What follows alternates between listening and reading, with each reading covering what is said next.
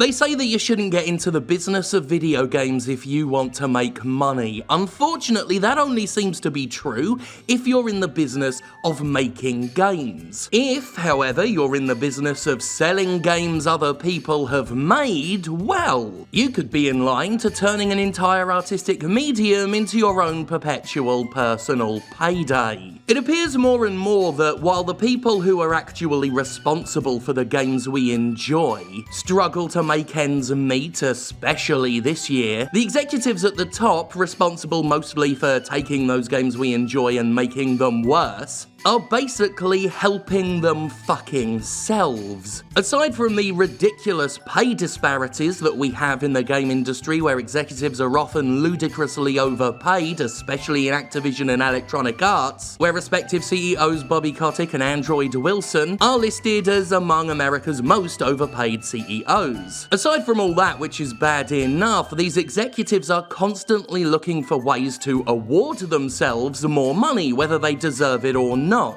Yes, when they need to please the shareholders with news of massive financial success, they will create an illusion of that success by triggering hundreds of layoffs, kicking people out of their jobs to save cash. And not once does it seem to cross the minds of these greedy little parasites to cut the millions and millions of dollars in bonuses that they simply award themselves because they can. Electronic Arts is the latest video game publisher to push this idea of executive self-service so far that even the shareholders have stopped them to suggest that maybe they're taking the avarice a little too far. Recently, EA proposed some new payment plans for their execs. This is despite the company's constant closure of studios and regular layoffs, the last round of which we had just last year. Electronic Arts is doing pretty well. Like a lot of corporations, they were able to manipulate and exploit the whole coronavirus pandemic to come out of this smelling of roses. Their stock prices are up from last year. Apex Legends is still really successful. A lot of their recently released games have sold quite well, and Electronic Arts thought it would pat itself on the back for this by giving the executives millions of dollars, again on top of the millions of dollars that they've already been giving them.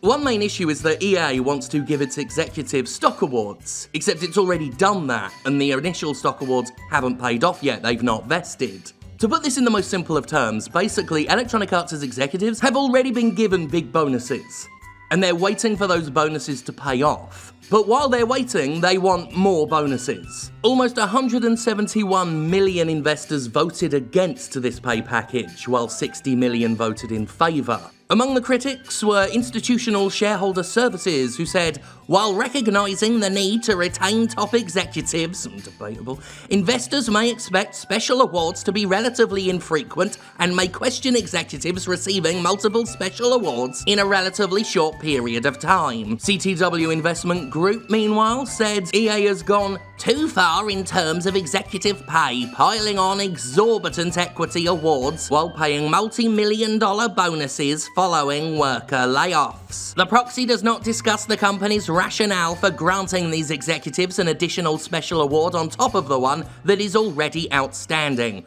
One would think one multi-million-dollar retention award at a time would be enough. CTW, have you been investing in the game industry long? Since when has enough, in video games, ever been enough? I mean, come on, if you're an influential investor in Electronic Arts, you're part and parcel of the problem, and you know that enough isn't enough. You know that these companies aren't interested in just making money. They are, as I've said correctly for years, they're interested in making all of the money.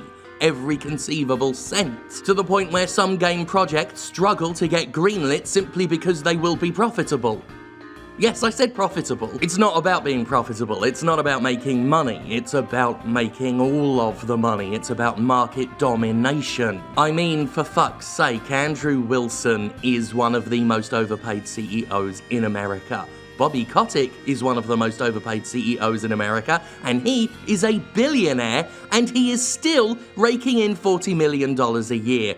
Baseline. Bear in mind, any one of these executives can follow the example that Nintendo's executives set in the early 2010s. They could all take between 30 and 50% pay cuts and still be super fucking rich. Never mind be okay, they'll do just fine because they could take a pay cut of half and still be millionaires. That's what these executives are. They get paid hundreds of thousands of dollars a year baseline and then are awarded millions of dollars in bonuses. And yet they keep needing bonuses and they keep needing pay raises in order to, what, be incentivized to still work? Like, that's what one of these quotes were. What we read earlier in the video.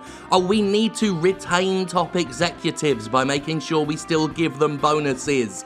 You are not a top fucking anything. If you're a millionaire and you need an incentive to still do the job that makes you a millionaire, you're not a top bloody executive at that point. What you are, quite clearly, is the business equivalent of a fucking hack. Meanwhile, we still have the news that over at Activision Blizzard, there are employees that can't even afford lunch at the company cafeteria, they're so underpaid. All of this while the executives keep awarding themselves big fat juicy bonuses, regardless of how the company's doing, regardless of their own leadership skills and what they've contributed. And we are still supposed to believe in this trickle-down bullshit argument that people have tried to falsify around the game industry, saying, oh well, we need all that monetization in these games, we need these games to have multiple special editions, we need game prices to raise, we need gambling mechanics and endless microtransactions, because we need to support the devs, damn it, we need to support the devs! That's not where the money trickles down to, folks. Because like any trickle-down argument,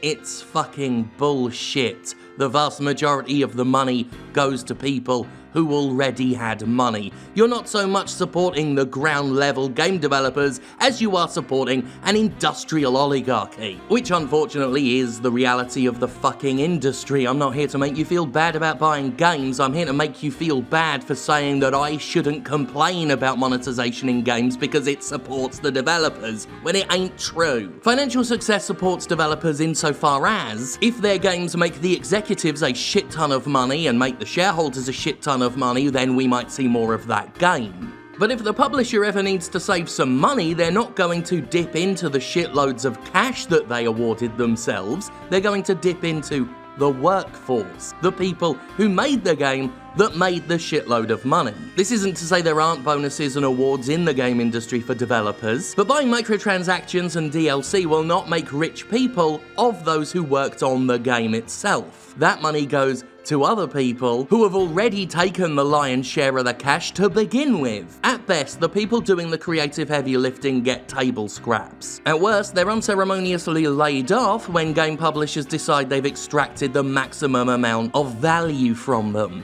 And if you disagree with me, you can find arguments that counter this, mostly coming from video game executives. I said earlier in the video that Electronic Arts is the latest publisher to face protests from shareholders over this kind of thing. Activision a few weeks ago went through the same issue. There were protests against plans to give Bobby Kotick, a billionaire, remember, and one of the most overpaid CEOs in America, more money. That's more money on top of the $40 million a year he takes home on the reg. Activision was accused of finding ways all the time to unnecessarily enrich its CEO. And all of this happened at a time while Activision Blizzard staff were comparing their pay to find out just how underpaid they were and how stagnant pay raises had been across the company. Almost as if the richer Bobby Kotick gets, the poorer some of his employees get. That's actually true in one case. There was a veteran Activision employee who said they're earning less now than they did 10 years ago. And that's all supposed to be the sign of a mega successful company. And some people right now are probably nodding their heads and saying, yes,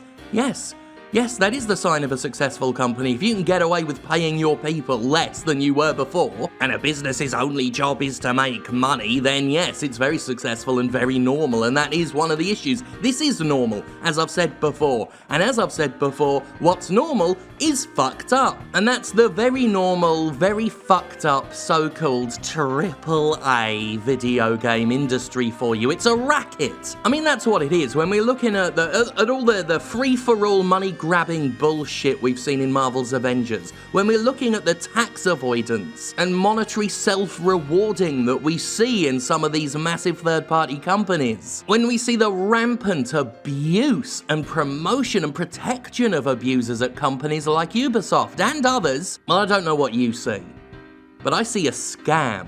That's what I see this entire mainstream big budget game industry as. Most of the people working in it aren't in on the scam, by the way. But there are a few very rich men at the very top of this industry who are taking the medium and everyone in it for the biggest fucking ride of their lives. To these vultures, the game industry exists for one reason and one reason only: keep them rich. And unfortunately, while they retain all of their power completely unchallenged and there are no checks and balances to put them under even the slightest leash, that is what the game industry is, because that's exactly what they want it to be.